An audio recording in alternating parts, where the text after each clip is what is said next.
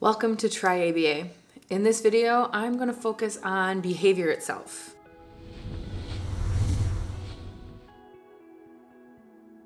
This is a good review for other BCBAs as well as students in their coursework, but also for anybody who's looking for more information on behavior itself. What is it?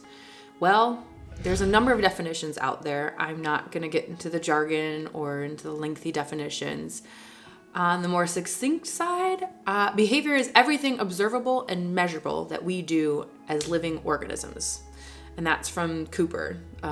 It's a big textbook that's really great. We all love it, don't we?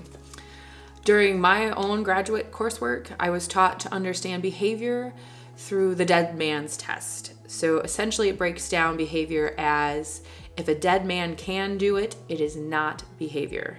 For example, if dead men cannot talk, therefore talking is behavior. To say this led to some more arguments, debates, confusion is an understatement. But essentially, that is the rule of is it behavior.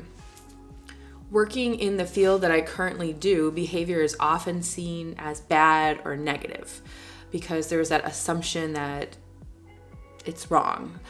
That's not behavior. So when you take a big step back and really look at behavior, I like to explain or describe it as it's everything that we do.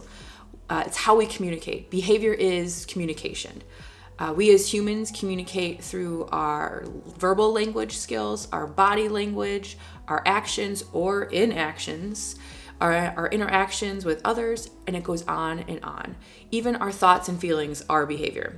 That could be a little bit debatable from certain perspectives, but you may not be able to observe my thoughts and feelings, but I can. I can measure and observe them for myself, and that's where perspective matters. So you may not be able to see what I'm thinking, but I can recognize that and define it and measure it.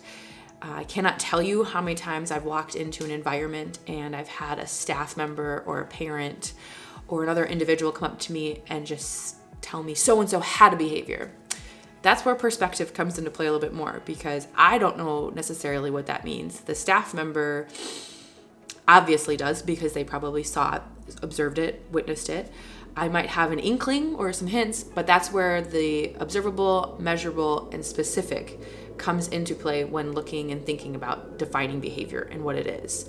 So I like to always try to collaborate with somebody when we're trying to identify what the behavior is, either whether we're trying to increase that behavior, which is an adaptive behavior, or we're trying to decrease that behavior, which would be a maladaptive behavior. So collaborating and making sure that it's observable, specific, and measurable.